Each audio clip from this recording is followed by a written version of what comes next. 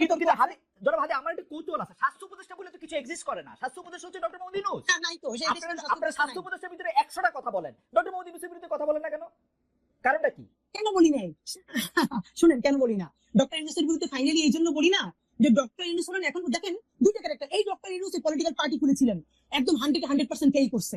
কিন্তু এই জুলাইয়ের পরে উনি যখন জুলাইয়ের জবানে, শহীদ পরিবারের জবানে কথা বলতে শুরু করলেন, তখন মানুষ ওনাকে বিশ্বাস করতে শুরু করলো। এখন পর্যন্ত খালেদ ভাই, আমরা যেহেতু অ্যাক্টিভিজম করি, রাস্তায় প্রচুর থাকি, আমরা বিভিন্ন শ্রেণী পেশার মানুষের সাথে কথা বলবার চেষ্টা করি, তাদের এখন পর্যন্ত অনেকের মূল্যায়ন এটা। এই ইন্টারিম এর অনেক সমস্যা আছে, কিন্তু এখন পর্যন্ত তারা ইউনূসকে ট্রাস্ট করতে চায়, ঠিক ওই কারণে যে তিনি জুলাইয়ের জন্য কিছু করতে চান। কেন একদম আওয়ামী বয়ান হইলো, আমি যখন আওয়ামী মন্ত্রীদের চাইপা ধরতাম, ওরা বলতো যে হ্যাঁ আমরা খারাপ, খালি হাসিনা ভালো। একই সিম্পটম তোরে ভাই। মজার ব্যাপার বলি খালিদ ভাই, এইটা যদি আওয়ামী বয়ান হয়, তাইলে ইউনূসের কেউ গাইলেইনে সে গুম হয়ে যাওয়ার কথা। আপনি আর মাসুদ ভাই মিলা একটা মাইক নিয়ে এখন ডক্টর ইউনূস এখানে গাইলেন, দেখেন আপনারা কেউ গুম করে কিনা। না হাসিনারা বলে আমরা এগুলি বলছি। আমি আবার বলি, হাসিনারা বলে আমরা এগুলি হাসিনা নিয়ে বলছি। আমি আপনাদের ঘটনাটা বলি। আমি ছোট হোক বড় হোক, আমি বলি ছোট হোক বড় হোক, আমি প্রতিষ্ঠান চালাইছি। আমি যেটা চাবো সেইটাই হবে প্রতিষ্ঠানে। ডক্টর মোহাম্মদ ইউনূস যদি চাইতো জুলাই যোদ্ধারা সবার আগে হচ্ছে সবকিছু জুলাই যোদ্ধাদের ঠিক হবে, ওইটাই হইতো। খালিদ ভাই, এইটা আপনি কোন প্রতিষ্ঠানের কথা বলছেন জানেন? যে প্রতিষ্ঠানটা ফাংশনাল 17 বছর বয়সে যেই দেশটা ভাঙা হইছে, সেইটা ছাড়তে তো মিনিমাম আপনার কতদিন লাগবে? তো এখানে কোন প্রতিষ্ঠান এখন আমাদের সমস্যা কি জানেন?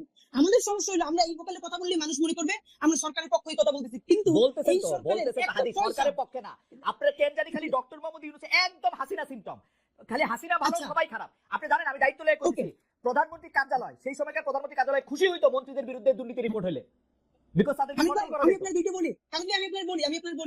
আপনার মনে আছে কিনা, আপনার মনে করে দিয়ে আপনি শেখ হাসিনারে প্রশ্ন করতেছিলেন গণভবনের একটা সংবাদ, আপনি শুধু বলছিলেন যে মাননীয় প্রধানমন্ত্রী আমরা স্বাধীনভাবে করতে পারবো কিনা, সেই মিডিয়া কাজ করতে পারবো কিনা। তারপর আপনাকে 15 সালে আপনাকে সে যেভাবে উত্তর দিছে, খালেদ মহিউদ্দিনের যা চরিত্র, যেরকম ছাইলেইকে ধরা, আপনি কি ইউনূসকে পারবেন? ইউনূসের সবাই না ইউনূসকে পারা যায় না। আমি বলি হাসিনাকেও পারা যায় না, ইউনূসকেও পারা যায় না। আমি বলি হাসিনাকেও পারা যায় না, ইউনূসকেও পারা যায় না। আমি দায়িত্ব বলি দাঁড়ান এই প্রশ্ন আমি বলি প্রধানমন্ত্রী সংবাদ সম্মেলনে এই প্রশ্ন আমি ওইবারই প্রথমবার করি নাই, টিভি অনেকবার গেছে, তারও আগে আমি করছি। কিন্তু প্রধানমন্ত্রীর প্রশ্নটা করার পরে প্রধানমন্ত্রী যেভাবে আমাকে উত্তর দিছে, সেই সময়কার প্রধানমন্ত্রী, তারপর থেকে আমার কোনো সম্পূর্ণ প্রশ্ন করার উত্তর জায়গা ছিল না। দ্যাট ওয়াজ সংবাদ সম্মেলন ফর 30 আদার পিপল। ঠিক আছে, ডক্টর মোহাম্মদ ইউনূস এই সেপ্টেম্বরে আমার কথা শেষ করতে দেন। এই সেপ্টেম্বরে কিন্তু উনি এখানে আসছে জাতিসংঘের মধ্যে নিয়ে, উনি সেটাই বলতেছে আমার ছাড়া। কিন্তু তাই মজার ব্যাপার বলি, এইটা আপনার অবশ্যই পাবলিক, আজকে আপনি বললেন আমরা জানলাম, আমাদেরকে সরকারের তরফ থেকে এক জায়গা থেকে আমরা প্রশ্ন করছি খালেদ মহিউদ্দিনের মতো ক্যারেক্টার কেন বাংলাদেশে জুলাই গণঅভ্যুত্থানের পরে তাকে কাজে লাগানো হইলো না। আমাদেরকে বলা হয়েছে খালেদ মহিউদ্দিন ভাইকে 2 বার সরকার থেকে, একবার বিটিভির দায়িত্ব নিয়ে আরো একটা বড় পদে বসে, প্লিজ আপনি এই রাষ্ট্রকে গড়ে তুলতে সাহায্য করেন। খালেদ মহিউদ্দিন ভাই রেসপন্স করেন নাই। আমাদের করব না রে ভাই হাদি, আমি কোন সেক্রেটারিয়াল জব মিনিস্ট্রিয়াল জব করব না। তো আমি বাংলাদেশে যদি নাও করেন দ্বিতীয় জব করব না। আমি বিটিভির দায়িত্ব নিতে আমাকে অফার করা হয়েছিল, আমি বলি বিটিভির দায়িত্ব নিতে আমাকে অফার করা হয়েছিল, আমি শর্ত দিছিলাম বিটিভির প্রোভাইসও ঠিক করেন, আমি তথ্য উপদেষ্টা বা তথ্য মন্ত্রীকে আমি এটা রিপোর্ট করব না। তারা এটাতে রাজি হয় নাই, তারা বলছে আপনি আইসা আস্তে আস্তে করেন। আমি আস্তে আস্তে করার মধ্যে আমি নাই।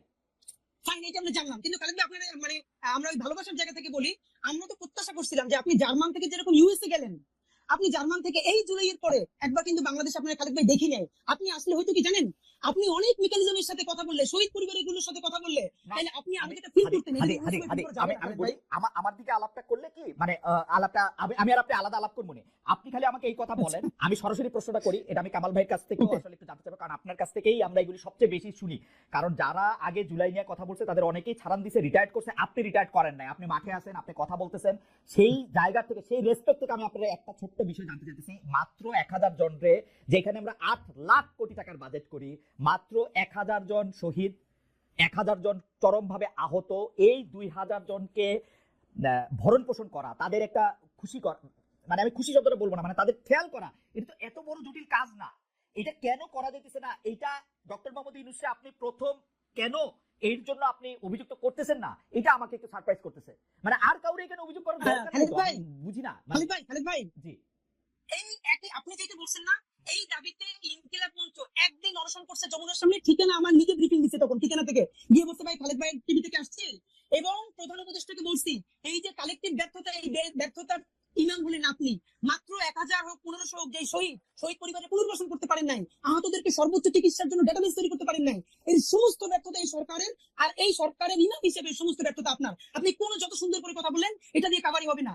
এই দাবিতে ইনকিলাব মঞ্চ সকাল থেকে সন্ধ্যা পর্যন্ত যমুনার সামনে অনশন করেছে। তারপরে তার একান্ত সচিব এসে আমাদের কাছ থেকে স্মারকলিপি নিছে যে অতি দ্রুত তারা এটার ব্যাপারে ব্যবস্থা নেবে। এরপর নেই। এখন কোন ভাষায় বললেন, কেমনে হাত ধরলে, কেমনে পা ধরলেন, এই কাজটা হবে এটা আমরা জানি না। এবং ডক্টর ইউনূস যদি আমাদেরকে বলেন যে এইভাবে বললে উনি কাজটা করবেন, তাও আমরা করতে রাজি, কিন্তু উনি বলতেছেন না। আপনারা কি বলেন ওনারে? উনি তো আমার বাপের চেয়ে 20 বছর বয়স। এই গত প্রেস ব্রিফিং যেটা করেছি সেইখানে ওনারে যা বলছি আমার মনে হয় উনি সারা জীবন এটা শুনেন নাই। তো আমরা কি চাই?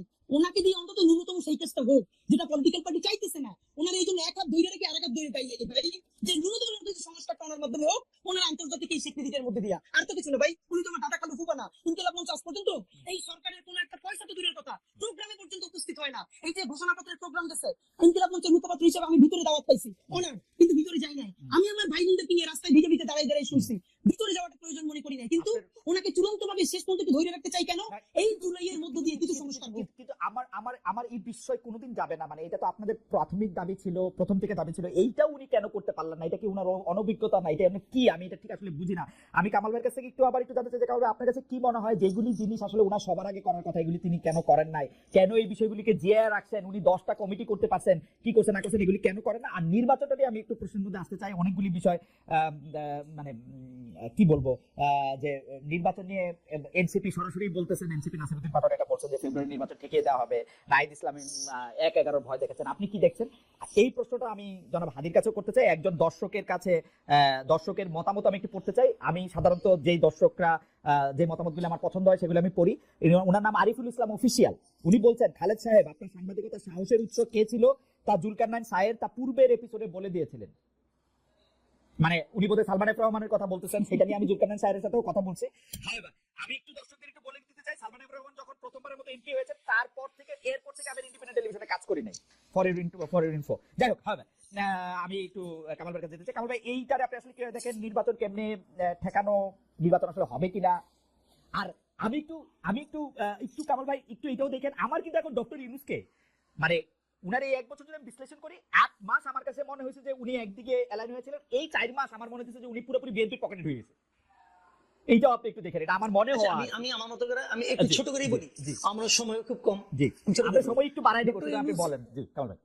আচ্ছা, এই যে ডক্টর ইউনূসের যে কথাগুলো হাদিও বললেন, যে তালিকা করা, মৃতদের তালিকা করা, যারা শহীদ হয়েছে তাদের তালিকা করা, আহতদের তালিকা করা, তাদের দায়িত্ব না, এই বিষয়গুলো করা যে কোনো সরকারের পক্ষে 2 মাসের কাজ ভাই, জাস্ট 2 মাসের কাজ। কারণ সরকারের তো হাত সব জায়গায় আছে, সরকারের সংস্থা একদম গ্রাম পর্যায়ে পর্যন্ত আমাদের দেশে আছে।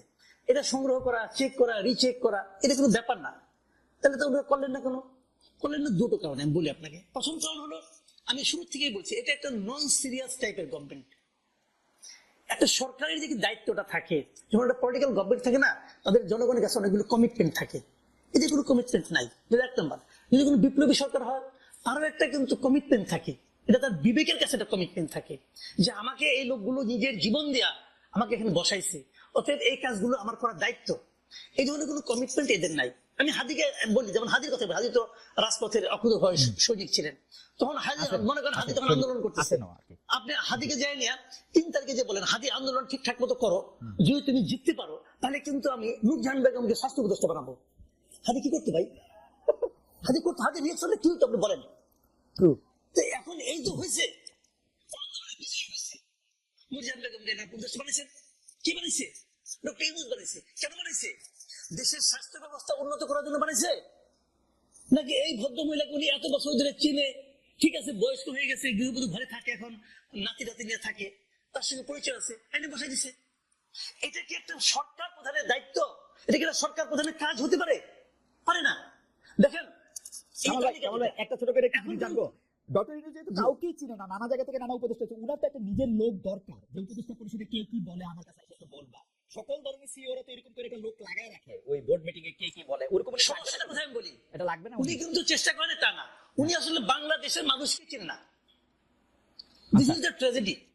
উনি এই দেশের মানুষকে চেনে না, উনি এই দেশের মানুষের ক্যারেক্টার বুঝে না, এই দেশের মানুষ কত দ্রুত ভালোবাসতে পারে, কত বিপুল পরিমাণ ভালোবাসতে পারে এবং কত দ্রুত ত্যাগ করতে পারে, এই জিনিসটা ওনার জানা নাই। উনি আপনি হিসাব করে দেখেন না ভাই, পূর্ববর্তী 30 বছর 40 বছর উনি দেশে থাকছে কয়েছেন, বাইরে থাকছে কয়েছেন, দেশের সাংবাদিকদের ইন্টারভিউ দিচ্ছে কয়েছেন, বাইরের সাংবাদিকদের ইন্টারভিউ দিচ্ছে কয়েছেন। দেখেন না ভাই, দেখলে তো হয় যে ওই প্রসঙ্গে আমি যাচ্ছি না, আমি মূল পয়েন্টে আসি। ওরা সমালোচনা করে আমার কোনো লাভ নাই, যা পাইছি তাই তো পাইছি। আমার কথা হলো কি যে আপনি এই যে তালিকাটা দেখেন, এটা ছিল সবচেয়ে ফরজ কাজ। এটা নিয়ে কিন্তু ছাত্ররা বলছে, এদের চিকিৎসা নিয়ে ছাত্ররা বলছে। এবং অগাস্ট মাসে আমার যতদূর মনে পড়ে, অগাস্টের 16 কি 17 তারিখের দিকে আমি একটা টক শোতে ছিলাম, সেখানে হাসনাত আব্দুল্লাহ ছিল। ও স্টেট বলছে এদের চিকিৎসা হচ্ছে না কেন, সে স্বাস্থ্য উপদেষ্টাকে দায়ী করছে। ওরা কিন্তু বলেছে, এই স্টুডেন্টরা সবাই বলতেছে উনি পাত্তা দিচ্ছে না। স্টুডেন্ট রয়েছে কি বিপদটা কোথায়, এদের বিপদ রয়েছে। তারা সরাসরি স্টুডেন্ট এই কিছু বলতে পারছে না, কারণ এরা তোকে আনছে, বলতে পারছে না। তো কিন্তু কাজটা তো হচ্ছে না। এই যাবৎকালে শহীদদের তালিকা নিয়ে আমি বলি আপনাকে, আমি আগে বলছি আমি কিন্তু কোনো দল করি না, শহীদদের তালিকা নিয়ে সবচেয়ে বড় কাজটা কে করছে জানেন? জামাতে ইসলামী করছে।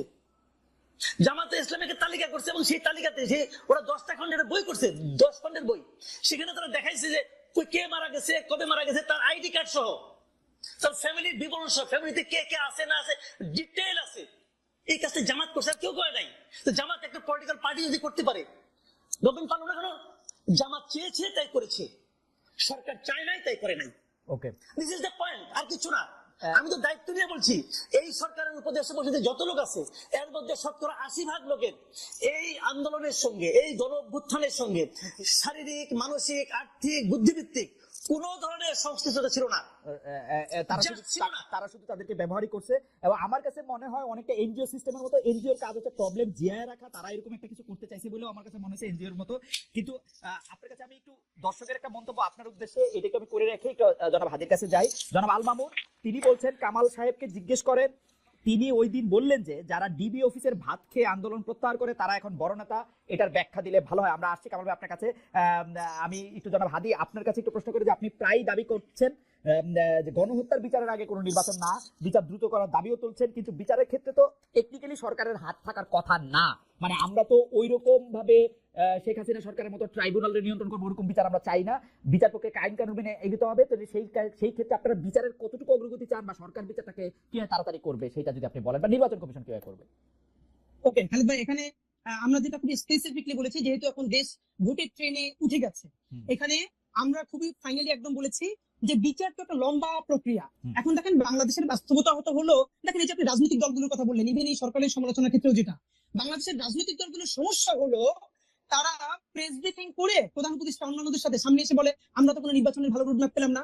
কিন্তু যারা তখন প্রধান উপদেষ্টা বা অন্যান্য উপদেষ্টাদের সাথে বসে, তখন একদল বলে আমার পেট্রো বাংলা লাগবে, আরেক দল বলে আমার অমুক ইউনিভার্সিটির ভিসি লাগবে, আরেক দল বলে আমার স্থানীয় সরকারের সচিব লাগবে। এই ভাগবাটোয়ারা পরে যখন তার মন মতো হয় না, তখন বাইরে গিয়ে প্রেসার দেয়। মুশকিল হলো তারা এই সরকারকে সামনে রাখা তারা সবাই নিজের মতো আকার গুছিয়ে নিতেছে, কিন্তু ফেল করলে সরকার লাভ হইলো, বিএনপি লাভ হইলো, জামাতের লাভ হইলো, এনসিপি, কিন্তু ফেল করলে কি সরকার করবে। নাম্বার 2, গত 4 বছরের খালেদ ভাই আপনি একটা খুবই জিনিস ভালো করে নোটিস করছেন যে গত 4 মাস ধরে আপনি দেখবেন যে ইউনূস সাহেবের সেই স্পিরিট, সেই ভোকাল নাই, উনি মনে হচ্ছে যেন কোন একটা আপোষের মধ্যে দিয়ে যাচ্ছেন, রাইট? এটা তো সত্য কথা। ওনাকে আমরা বলেছি যে দেখেন আপনার আলোচনায় বুঝে যায়, আপনি হ্যাঁ লন্ডন বৈঠকের পরে বোঝা যাচ্ছে যে আপনি আর্টিফিশিয়াল কথা বলেন, আপনি আনস্ক্রিপ্টেড বলতেন, আপনি স্ক্রিপ্ট থেকে বলেন। এর একটা বড় কারণ ঝামেলাটা হলো এই সরকার করেছিল ইউনূস সাহেব যে এনসিপির যে ভাইরা আছে তারাই হলো তার ভ্যানগার্ড, একমাত্র ছাত্র জনতা, তার চারপাশে একটা লেয়ার তৈরি করা হয়েছে। একমাত্র অল্প কিছু লোকজন ছাড়া আমি আপনাকে ইভেন বলতে পারবো পিলখানা কমিশনের মতো গুরুত্বপূর্ণ কমিশন, গুম কমিশনের মতো গুরুত্ব কমিশনের সদস্যরা 1.5 মাস ধইরা প্রধান উপদেষ্টার সাক্ষাৎকার পান না। আপনি ভাবেন এর মানে এমন একটা লেয়ার, মানে এবং আরো বলি আর্মি সেক্রেটারি ওনার সাথে যিনি আছেন সম্ভবত যে সচিব, তার ক্লিয়ারেন্স ছাড়া তার কাছে কেউ যেতে পারে না। তো এই যে ক্লিয়ারেন্স ছাড়া এটা হওয়ারই কথা, মানে সরকার প্রধানের হওয়ারই কথা। কিন্তু ভাই আপনি দেখেন গুম কমিশনের মতো একটা সিরিয়াস কমিশন, পিলখানা কমিশনের মতো একটা সিরিয়াস কমিশনের মেম্বার যদি তার সাথে 10 মিনিট কথা বলতে না পারেন, তারা তো কাজ শেষ করে যাবেন। এর মানে হলো তার চারপাশে এরকম একটা বলয় তৈরি করা হয়েছে। এই বলয়টা আমরা বলেছি বারবার ভাঙেন। এই বলয়টা না ভাঙলে আপনি যেটা এই মাসুদ ভাই বলছেন যে উনি বাংলাদেশের মানুষকে চিনেন না, দেখেন উনি বাংলাদেশের মানুষকে চিনছিলেন দিলে গ্রামীণ ব্যাংকে সফল করতে পারছেন। কিন্তু এই যে ওনাকে ব্র্যাকেট বন্ধ করতেছে কারা? রাজনৈতিক দলগুলো। কিরকম?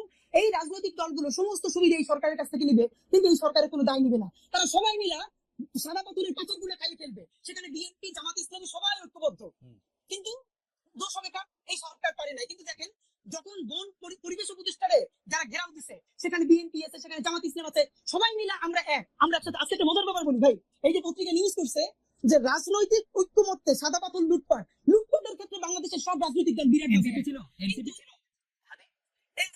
নতুন দল, এনসিপি তো করে নাই, এখন বলতে NCP নাই, এনসিপি মানে দল পায় না।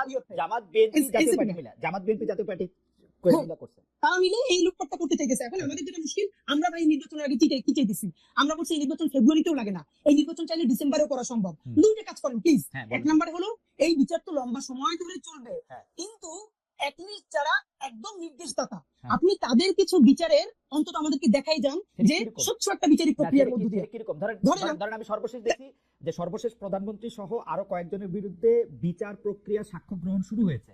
এটাকে আর কিভাবে এক্সপেক্ট করা যায়, আপনার কাছে কি মনে হয়? আরে ভাই এটা দেখেন, এই যে ট্রাইব্যুনাল 2 এইটা গঠন হয়েছে কিছুদিন আগে, অথচ আমরা এই সরকার গঠনের সাথে সাথে বলছি ট্রাইব্যুনাল 2 কেন, আপনি মামলাটা 10টা ট্রাইব্যুনাল করেন না কেন? হাদি, আপনি একজন শিক্ষক মানুষ, আপনি এটা বলেন মামলাটা তো রেডি হইতে সময় লাগে। এইটা একটা এত বড় মামলা, আমি আপনি আপনাকে যদি বলি, যেন তেন আমি আপনাকে প্রকারে বলি। রেডি করেন, পরে সরকার আসলে বা অন্য কেউ আসলে, অন্য কারো বাজে ইন্টেনশন থাকলে এটা তো টিকবে না।